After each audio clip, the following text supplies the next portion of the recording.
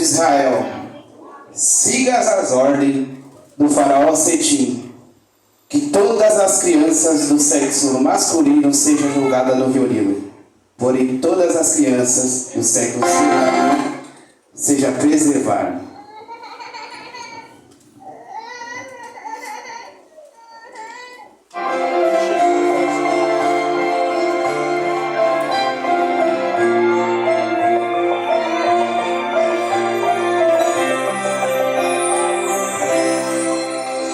Eu admiro aquela mulher tentando seu filho esconder, o choro da criança abafar, chorando junto pra ninguém notar, chorando junto para disfarçar, talvez cantando pra ninguém o escutar. Dá pra imaginar a sua aflição. O menino era formoso e o seu coração enfrentava todo dia o sofrer, protegendo o menino para não morrer. Joquebede viu que já não dava mais, e agora um barquinho ela mesma faz.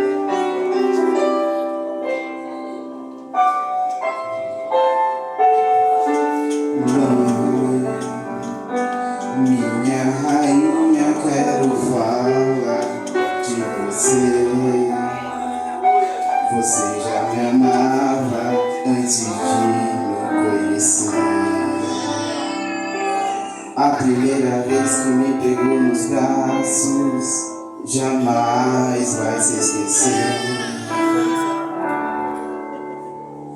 Os primeiros passos, tive medo de cair, mas no seu colo eu me refugiava. Nos seus braços me sentia tão segura quando me abraçava. Os seus beijos, seus carinhos, sua fala era Ela não tá. Obrigado, tá? Muito obrigado, tá bom?